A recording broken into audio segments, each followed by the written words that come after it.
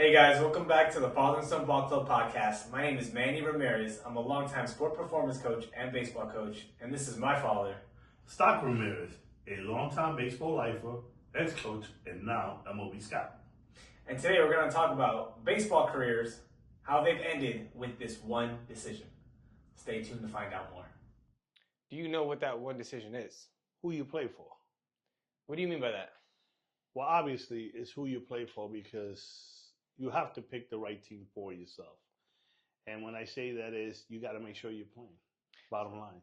So does it matter what age group? Of course, it matters what age group. Because if you're playing on a team that is too advanced of your level, that hinders you because you don't get no playing time. So obviously, it matters in who you play with and the team you play for. So it doesn't matter if you're playing on travel ball, high school, or even in college. No, everything comes when it comes down to your playing time. It matters every single time who you play for because the important thing is to get on the field. Are you going to be able to get that playing time you need? All right, so what are some things that parents can look at to know if this is the right team for my kid? Well, understanding is seeing the level of skill of the players they're playing with. That's a big sign that tells you, do you see my son at that level? Do I see my son at that level? Do I think my son can compete at that level? So when we're looking for teams, would it be safe to say that understanding maybe what your coach thinks about your kid is what's important? That's also a big factor. But you got to also decipher, is he being honest with you? Because some coaches just do it and just try to fill out a team and make the money. And unfortunately, it's the truth just to be able to have a full roster and then your son doesn't play.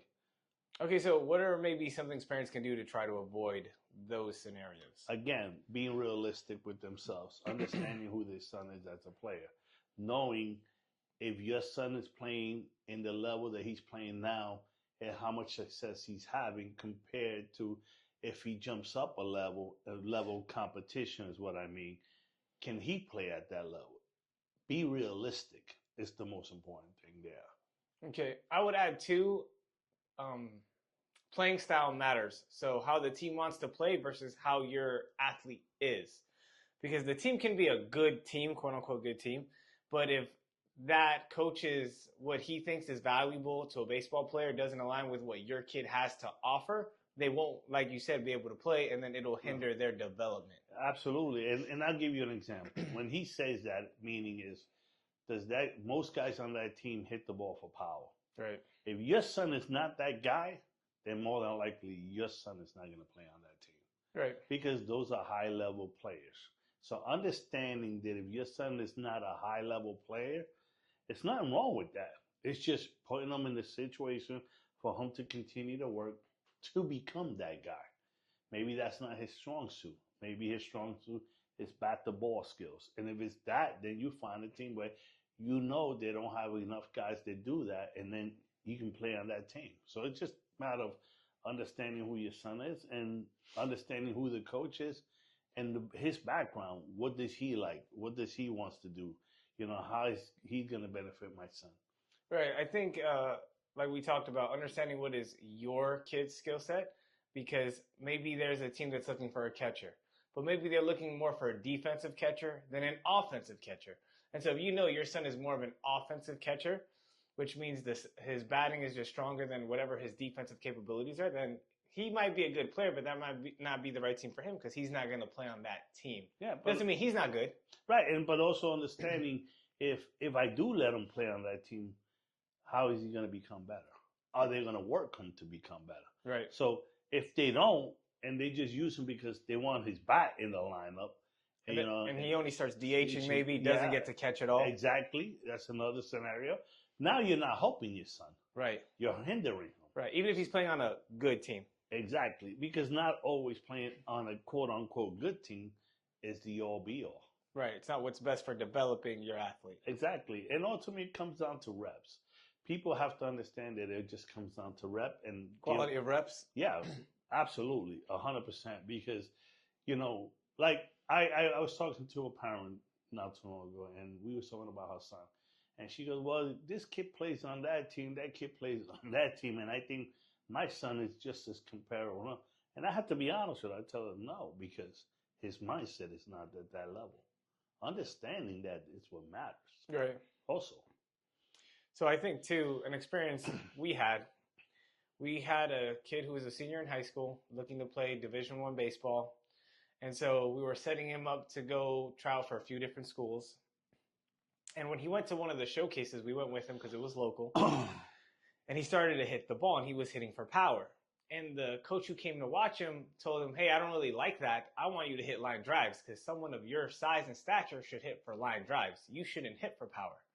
And immediately we knew, okay, this is not going to be a good fit for our athlete because it's taking away from something that makes him special. If you watch Major League Baseball now, there are smaller guys who can hit for power. Hitting for power is a must at the next level. And so this is a skill set that he was able to acquire because hitting for power is a skill that can be learned, but also he was genetically gifted. He was a more explosive athlete, even though he was a shorter person. And so in high school, he hit a few home runs. He ended up playing at a different Division I school, ultimately, where he also hit for power there, and it was okay. But we knew that right there for us, that was a red flag because this coach potentially was going to hinder him from being the baseball player he was capable of being, playing his style of baseball. So you as a parent have to understand, okay, well, how is it that my kid plays his best? And is this environment the environment that will allow him to be himself, play his best, and develop his skill set? And understanding something, right? When we tell you guys this and you're surrounded by good people that know the game, don't get offended if they tell you, we don't think your son can play at that level. Right. Or we don't think that coach can, is going to be beneficial for your son. Just because you want him to go to that school. Right. Or because it's the big name school or the sexy school, whatever you want to call it. Understand that as coaches and as evaluators and as people who have invested time with your kid, we know about your kid more than you know as far as playing. Again, as far as playing. So we know what his capability. We interact with him in the heat of the game. We see if he gets nervous or not. We can tell if it's too much pressure for him to play. So don't take it as a slap or disrespect or anything like that. Evaluate the opinion because it's like me coming to your job and telling you what to do in your job. Right. Another example of this would be when I was playing many moons ago, we played against a shortstop from a local high school that was very good. And so he had a full ride to a very good Division II down here in South Florida. But he really wanted to play Division I baseball. And so he took a preferred walk-on spot versus taking the full scholarship to the good Division II school. And so when he went to this Division I school, they ended up changing his batting stance. So he didn't hit very well. He ended up getting into arguments with the coaching staff because he couldn't hit the way they wanted him to.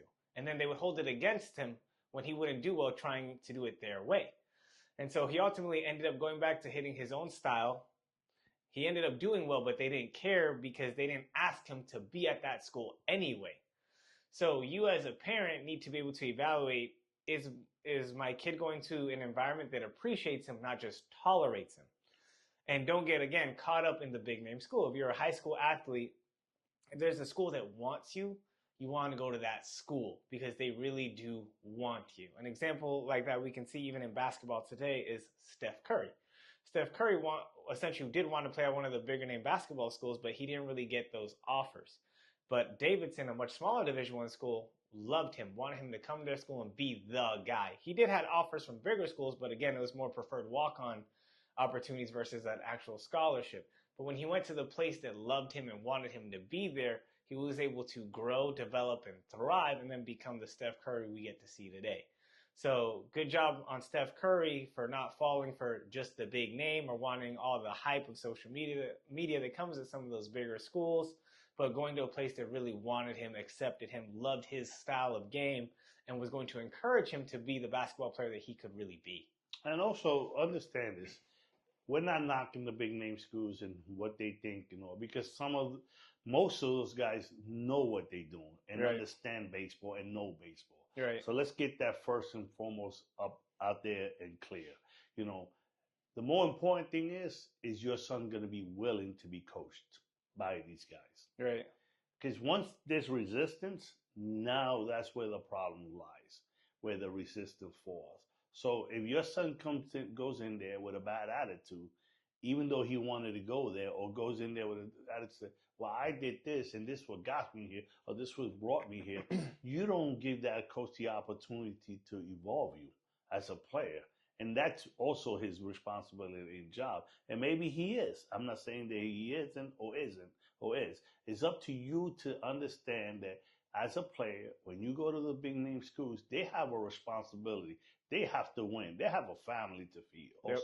That's just the bottom line, you know. And they are graded or Yeah, reciprocated on the wins and losses and how the school does. right. So understand that you have to also value and care about what he needs and what he wants out of you, because ultimately it's his career too. So it goes both ways. So understanding that when you make a decision, you know you have to give something up. Right. Is that fair to say? Yeah, I would say so. You know. Understanding what the situation really is, if you're going to an environment that maybe you were looking for them more than they were looking for you. Right. Because it's very different. Right. And it doesn't mean that you can't go to one of these schools, walk on, and it be great. But if you play the percentages, you want to be at the place that really values who you are, how you play, and what you have to offer, versus maybe the place that you have to prove yourself to them because they're already looking for something that they feel works. And maybe you're not that type of player. Doesn't mean you're a bad baseball player. It's just you're not the type of player they're looking for. No. So again, it's understanding the scenario, understanding the situation that you're embarking on, and being open-minded and receptive to whatever the coach says, because ultimately he is the boss.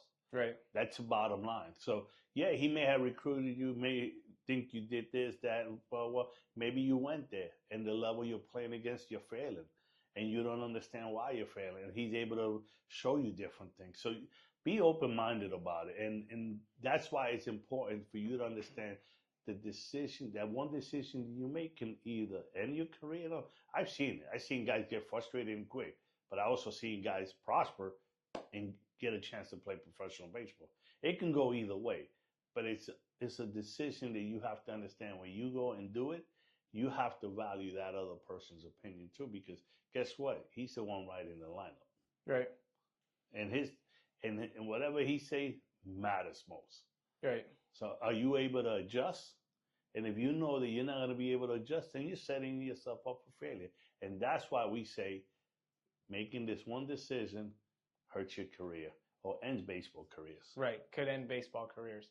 And so even when it comes to younger athletes, because I know we have some viewers with the younger kids, if you're on a 10U team, 11U team, 12U team, whoever your travel program is, you want to make sure that your kid is having fun and then getting better. It's not only about wins and losses. You want the people who really care about your kid getting better, and then also, again, enjoying the game. And one thing I want to echo is share, right? And I have a good friend right now, and his son is basically a junior. He's not committed, and high school. High school, right? And he didn't. I talked to him about after his sophomore year, and I told him, listen, let's go back. Let me retract. He was a freshman.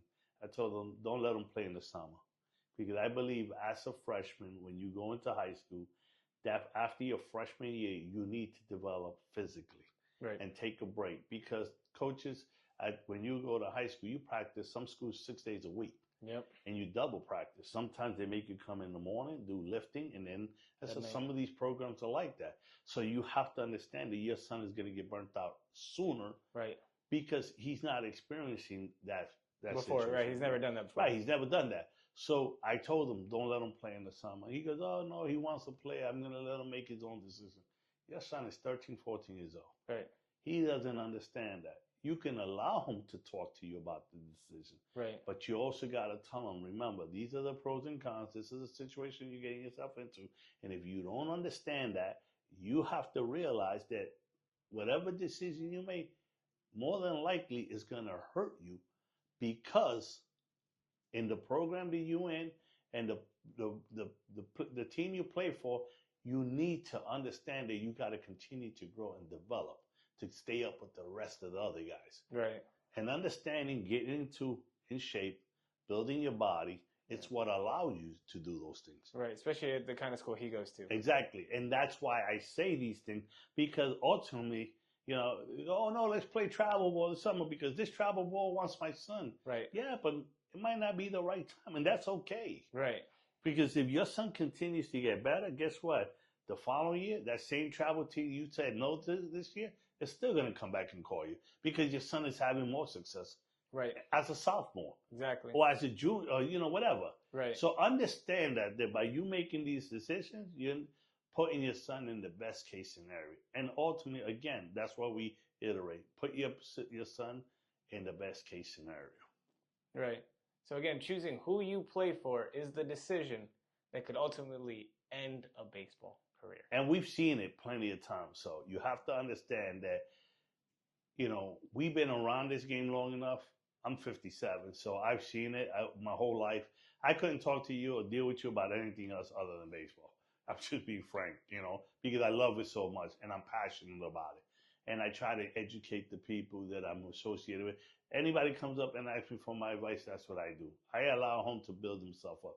He graduated as a 17-year-old. I let him take 1 year off before you went to college. Right. Because I wanted to put him in a situation that was going to be beneficial for him.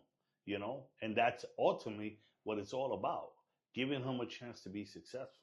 Right. Here's how we've seen one decision affect some of the players we know. Manny, you care to share? Sure.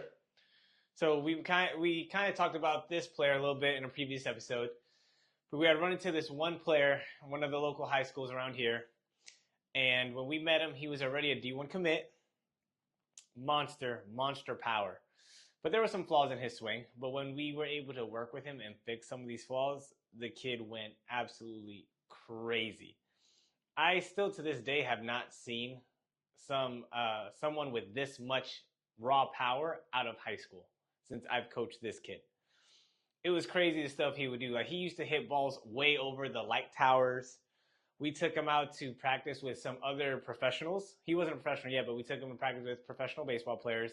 We were essentially hitting with a group of players from different organizations. And when he went up to hit, all the other pros stopped and just watched him in awe, which was super cool to see as his coach. To watch professionals stand in awe at your high school level athlete is a crazy experience. So much so that they themselves did not believe he was in high school. When he was done hitting his round, they went and asked him what team did he play for. So I remember when we were coaching him, he was doing really well. But again, he went to a smaller school. Honestly, the baseball team wasn't that great. They were maybe above average competitive for what they had been. They were known more for being a football school, to be honest. But him and one of his friends went to the school and they were good baseball players. So he wanted to transfer for his senior to a very well-known school. I remember having this conversation with him. I told him, you have everything you could possibly want at this school. You're the man at this school. Your coach is giving you keys to the field so you can come practice whenever you want. The lineup essentially is catered to you, how you like to do things. Your coach doesn't try to mess with your swing. He doesn't mess with your approach. You're doing the things that work for you, and no one has a problem with it. But still, him and his dad decided that the grass was greener essentially on the other side. And after we began to work with this kid, while he was still at the smaller school, scouts started to come and approach him and talk to him about potentially playing professional baseball. And I'm going to jump in for a second so I can share a story that me and Manny talked about, and I shared with Manny. There was a scout on the field next to him, right? Remember that story? Yeah, the scout came to watch another kid play because the high schools were built next to each other. So their baseball fields were next to each other. Back to back to each other. Right, so go ahead. So this scout was watching, and it's not a scout, he's actually a cross-checker. Cross-checker is a national guy who goes out and see special guys, just like the top guys. Right, so he's above scouts. Scouts report to him. Right, exactly. So he's watching in the other field. He hears the sound of this kid's bat. Right. So he turns around and starts watching. And after a few swings, he leaves that school, walks over to the other field, and starts interacting. But go ahead, man. Continue your story. Which is a crazy story. But that's how ridiculous the power this kid had. And this was still as a junior in high school, playing at at a, what people say is a lesser school. But it goes to show that if you're good, they will find you. So focus on being good, not the school that you go to. But anyway, the kid ends up transferring to the better school, quote unquote, and he's not able to keep up with the new regimen that they have. So they make him show up for lifts. They practice more than his previous school. Since he's going to a school now that has a better reputation, the coach there also has a better reputation. So he wants to make his impact on the kid and depart his knowledge. And so he gives him advice. The kid's swing changes, and the kid isn't able to perform as well as he was before as well. And so he ends up not doing as well. And by not doing as well, he ends up unfortunately losing his scholarship, which was a D1 scholarship. He ends up going to a junior college. He doesn't do well at this junior college, or he doesn't do well hitting, which is what his best thing was at the junior college. And they actually convert him into a pitcher. Because he was left-handed. Because he was left-handed. He was a left-handed bat. And so from having the opportunity to essentially possibly play professionally out of high school, he goes to junior college versus the D1 school. He ends up playing Division I anyway, but he ends up being a pitcher only. And unfortunately, he never got the chance to play professional baseball. And all this from this one decision, because even after he made these changes to his swing, even with our help, unfortunately, we could not get him back to what he was because he lost the feel for that swing. And so, again, this is just a warning story to those who are trying to figure out what team should I play for, what school should I go to, whether it's high school or college, about picking the school that is best for you and not always thinking that the bigger name school is the best school. Yeah, and understand something, that doesn't mean that it won't work for you. We're not saying that. We're just saying you have to be careful.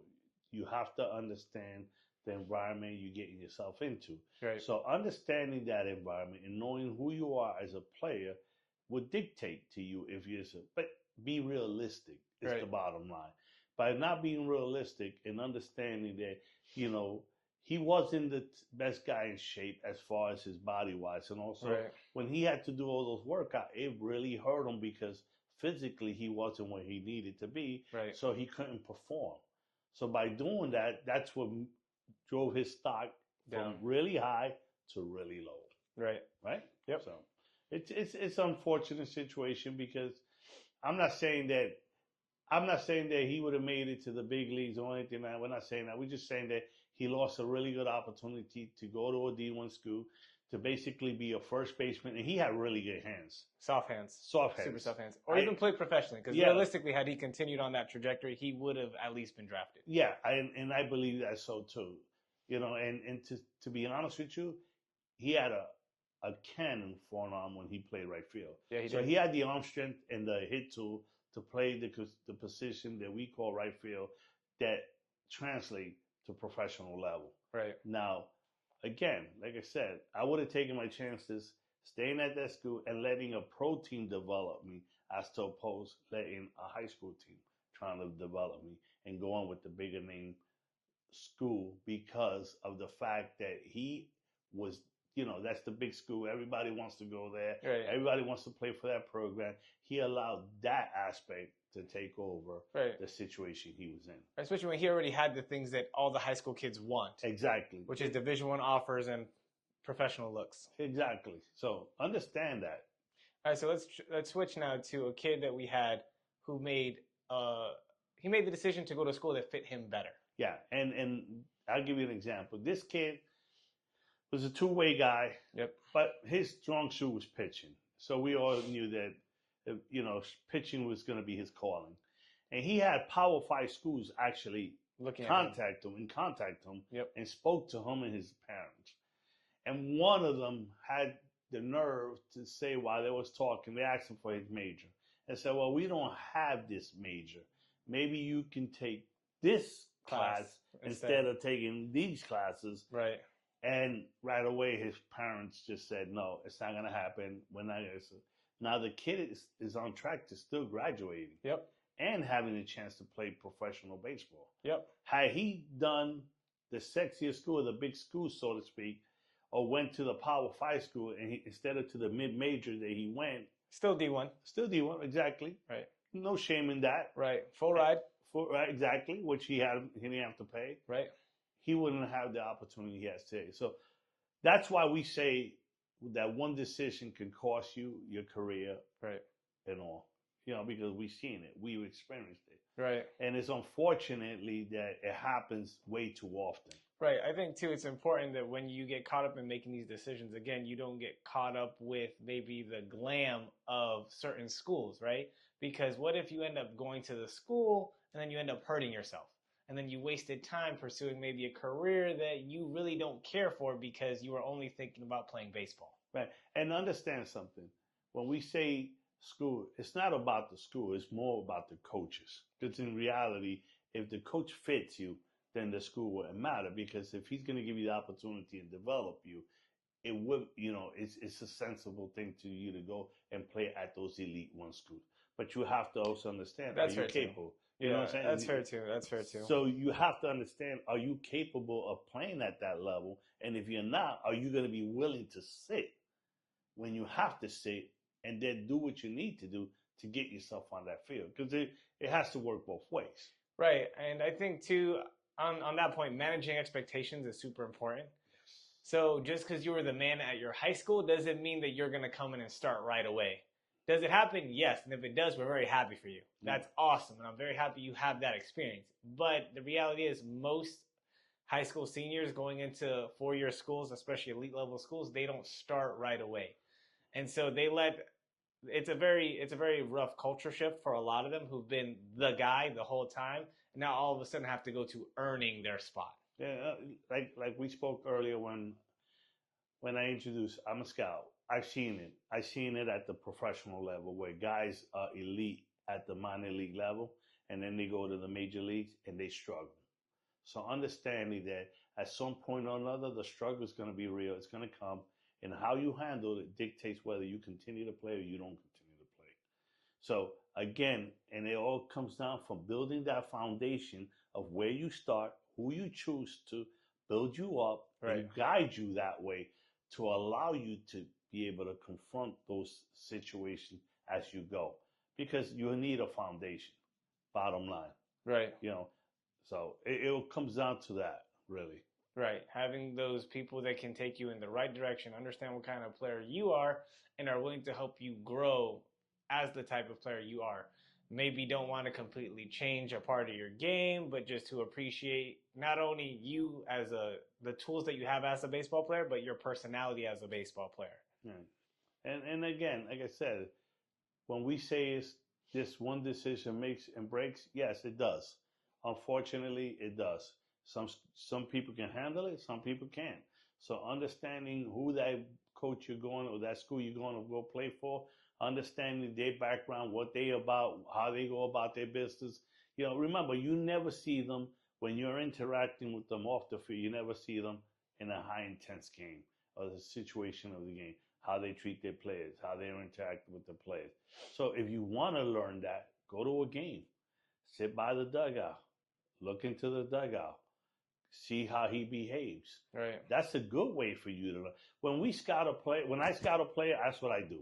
I'm scouting a player at the college level, high school level, whatever, even at the pro level. I go and see how he reacts after everything. And it's a little bit off subject, but it's a way of teaching you guys how to get more information about that player or that coach that you want to play for. Right, and then I'll give you another example. Even for our viewers who have younger athletes, 10U, 11U, 12U, this is a personal example that we have. So we coached a kid on our 12U team who was a very good pitcher, and he was actually our closer.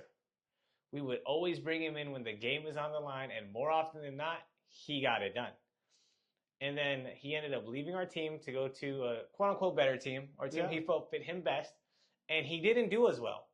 And this is a big part of understanding who's helping you, because my dad wasn't a professional scout at the time, but he was still a very knowledgeable person.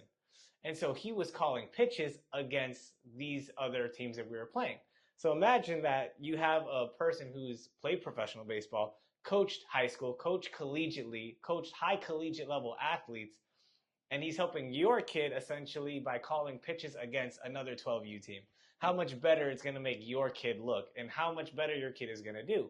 And then switching teams and then not really getting the same type of help. And so as a parent, you have to be able to recognize who's really helping my athlete. What teams are really helping my kid grow? Who are the coaches that are really pouring into my kid, giving him the best advice on the field, off the field, mechanically, mentally, all these things, because they do matter. And the reason I'm telling you this is because when that kid left our team, he was seen as really good. But when he played a season in the other team and he didn't do well, they saw him as not good at all. And so it's not like his talent changed, it's how they used him is what changed. And because they weren't able to recognize what his gifts were and how to put him in the best position to be successful, his reputation suffered, and it cost him opportunities moving forward that it shouldn't have had he been under the right care. Right, and understand something, guys. So, like he said, that situation cost him, right? So he played on one summer team one time. The next time he played on another, Different team. and then on another. So now you're going from different philosophy, different situation, Yep. and now you got different people in your ear. Yep. So understanding that now you have to cater to these people because, like he said, his value went down, or they didn't see him the right way, or else they started treating him differently, Or using him differently. and using him differently and all. And that's all.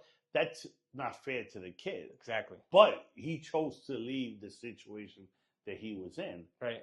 And it was more of the parent than the kid was, more than anything. Right. And so understand sometimes, so when you pick or you want something for your kid or you think your kid is, so it's got to be a base, a balance, where you say, you know, no, son, yeah, I think you're capable. No, I don't think you're capable. And then go into detail and explaining the situation. You know, and if you don't know, I'm pretty sure you know people who know or people around the game enough who are structured to give you advice. Right, and I'll give you two different examples of what this looks like practically. So if you look in a college setting, people know that Vanderbilt is known for producing monstrous pitchers out of college. They are known for that. So if you're a pitcher, a school you want to go to is Vanderbilt because you know. Or Wake Forest too. Wake Forest is another one because you understand that the probability of you becoming better as a pitcher is very high at these schools because they figured something out that other people haven't. Right. And here's the second one. This is a little bit of a throwback. Josh Hamilton, when he played for the Texas Rangers, the environment he was in was much more structured and a little bit tighter of an experience for him. So it helped him stay on the right track dealing with his substance abuses. However, when he switched teams, the structure wasn't quite as strong and it wasn't what he had in Texas. And it kind of led to him falling back off the right track, unfortunately. So understanding that the place you pick matters, this is why we say that. Because again, it's not only what happens on the field, but what happens off the field. Yeah, and then this, like he said, when you speak to a coach, you can also ask him, how do you plan to make me better? Right. Because he has an expectation of you. Right. So why shouldn't you have one of him? Right. And as a parent, you can ask this question also for your younger kids. Oh, right. For the younger kid. And then for the kids who are going to college. Or high school. Or high school, you should ask the coach. These are fair questions. These are fair questions. Exactly. These are fair and honest questions. Okay, coach, if I do transfer and I do happen to come in here, how am I going to benefit from that scenario? Right. Don't let them feel like they're doing you a favor. Right. It's not about them doing you a favor. Right. It's both parties should benefit from the experience. Yeah. All right, guys. This has been episode 3 on the Father and Son Ball Club. If you like what you heard, like, comment, subscribe. And remember, we have a free school community you can join to get some of your questions answered. See you next time.